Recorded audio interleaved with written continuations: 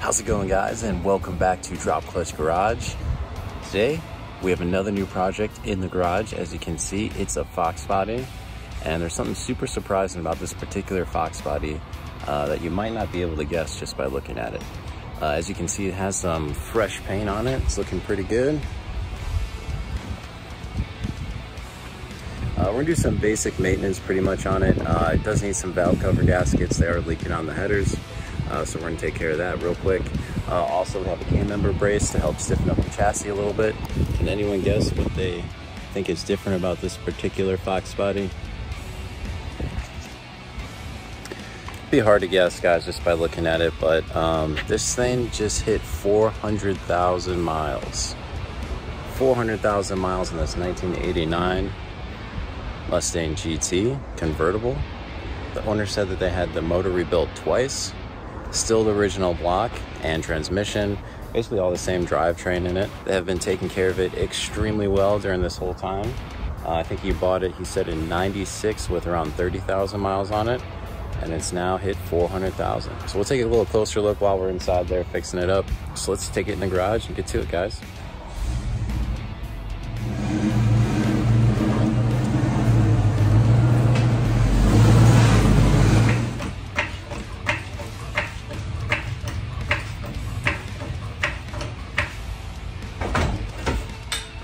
Alrighty, guys, let me get your eyes here real close to what's going on here. We can see all that oil leaking from the valve covers onto the headers. No good. So we're gonna seal up those valve covers. A lot has to come apart in order to do that, but it's a pretty simple process if you just take your time. The strut tower brace is gonna come off, followed by the upper intake manifold. So make sure you do have a gasket for that upper intake manifold to lower intake manifold. Very important. You can see we'll remove the intake on this side. I'll get you guys over there. We'll also have to remove that coolant line there that runs through the throttle body spacer. Some electrics there, looks like. We'll have to remove the throttle cable bracket attached to the intake. Wow, guys, look at this side. This side's real bad.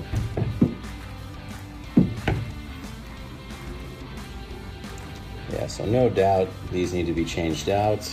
So go ahead and take care of that. I have a set of Velcro replacements. These are the rubberized ones with the steel inserts, so you can't over torque them, which are super nice. These are even reusable. If you have to adjust your lash, if you have some adjustable little rockers and things like that, very nice to have. They seal up excellent. 10 times better than those cork ones. All right, so we'll go ahead and set you guys up on the tripod and we'll get going on the strut tower brace.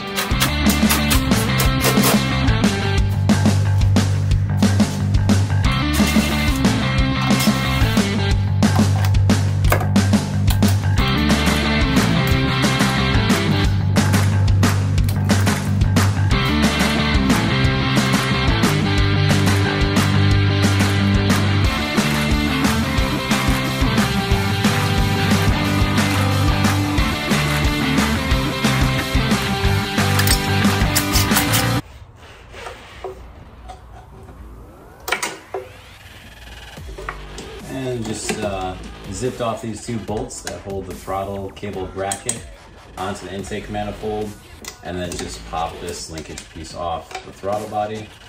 That gets that out of the way. Electrical connection for the idle air control motor, electrical connection for the TPS sensor, and then in the back here we have a connection for the EGR, and there's this bundle here that unclips from the intake manifold in the back. Be very careful with that. Those clips are so easy to break. If yours aren't already broken, just take your time with it. It'll lift off. Now we can zip off the bolts.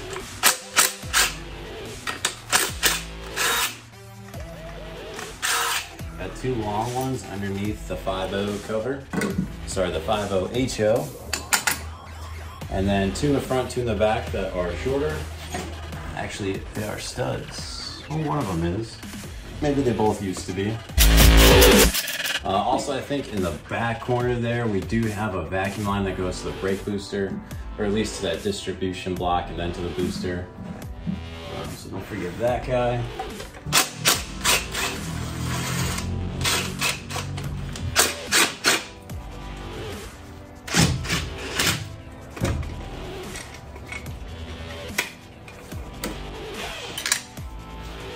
We'll go check that vacuum line. Yeah, it attaches underneath that intake, so you might want to pull it off and then be able to gain better access to it.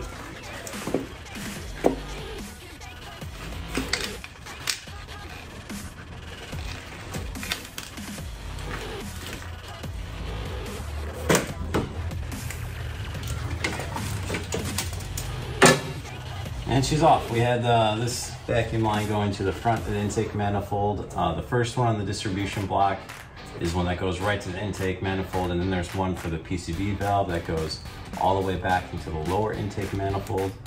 That'll just pull right out. And as you can see, guys, it is dirty from all that oil leaking. So we're gonna do our best to clean that all up. Definitely gonna clean up and cover up those ports so we don't drop anything into the engine while we're working. And then we'll zip off those valve covers.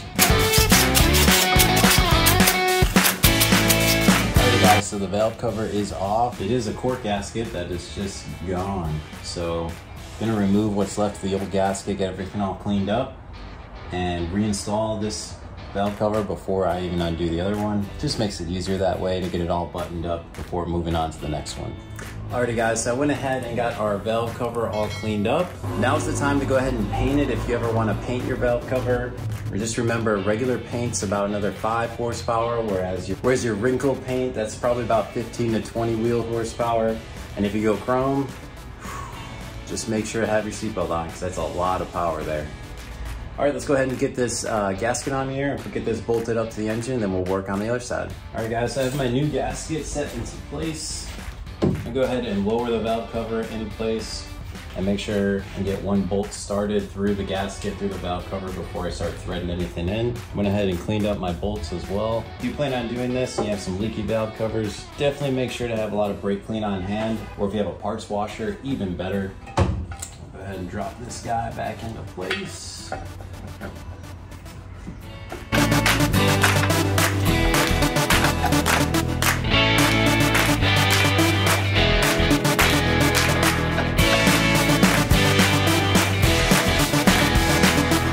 All right guys, I'm gonna go ahead and get these torqued on down, and then I'll start on the other side.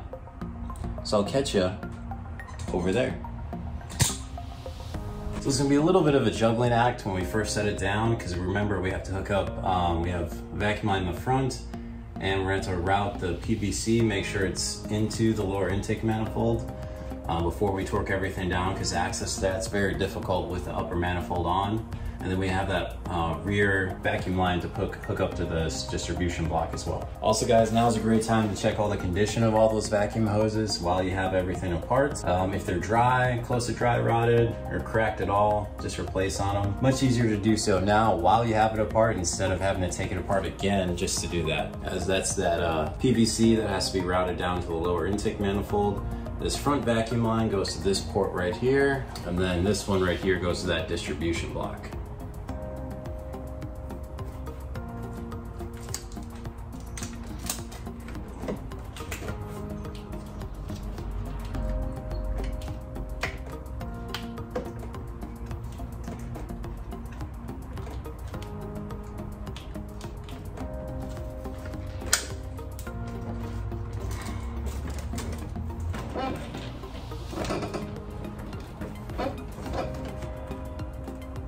All right guys, so we have that in place. So I got everything close. Again, we have this pack here. You see these clip on the underside of the intake manifold, then at the top. Definitely easier to do before you torque it all down. Just like that, folks. Same with the EGR valve, much easier to plug that in before you get everything torqued down. So we'll go ahead and take care of that now as well.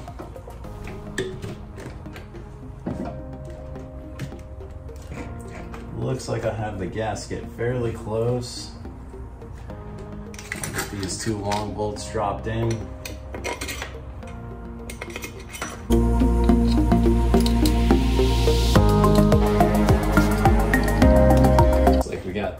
started. Now the back one's 400,000 miles. Man, that's a lot of burnouts. So what do you guys like to listen to while you're wrenching? Mine definitely changes up based on what I'm working on. If it's something nice and easy, some maintenance, I'm usually rocking out, you know, maybe some Zeppelin, some Who.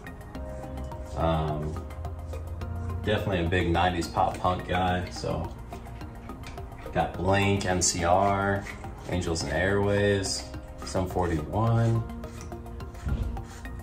all the good stuff, at least to me. Alrighty guys, now that we got all these bolts started up, go ahead and torque them up, get everything else plugged in, fire it up. Alright guys, I was able to save on this coolant hose. I just cut the ends off. The rest of the hose is still pretty good. It was just the end that got a little too tight from this clamp and kind of destroyed it. So I was able to cut off the end, start fresh, and have enough slack in it as well.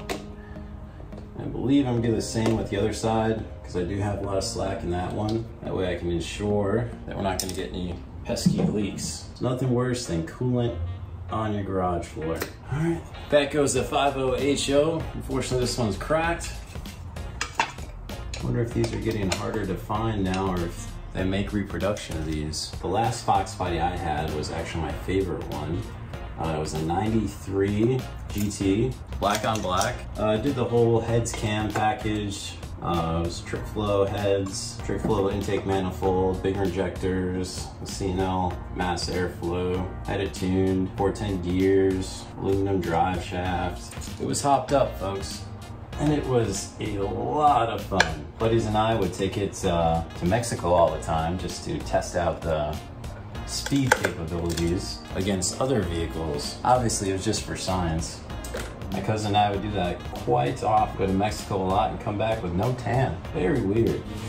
Get our intake back on, folks. Need that 8mm. These are one of those weird cars where most of the engine parts were all English-sized bolts. All the body chassis bolts, a lot of metric stuff. So this was an in-between period for Ford at least.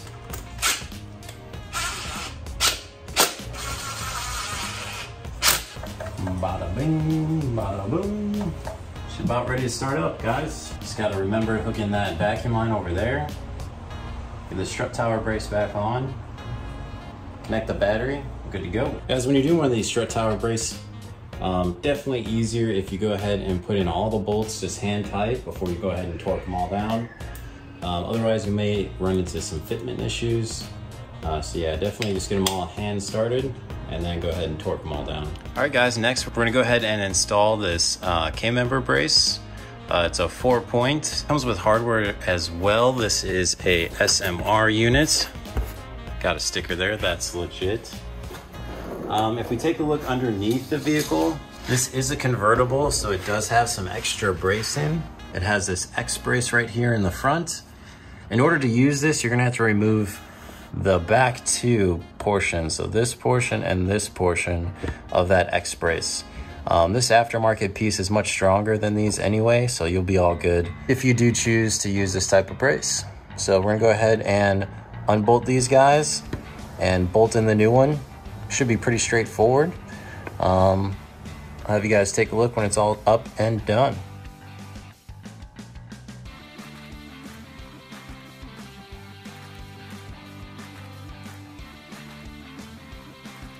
Alrighty guys, now we have this Fox body Mustang all sealed up and good for another 400,000 miles. Just a quick video detailing what it takes to keep these guys on the road. So thank you so much for watching. Thank you for subscribing. Thank you for liking and sharing. Be sure to check us out at Drop Clutch Garage on Instagram, guys, and I will catch you next time.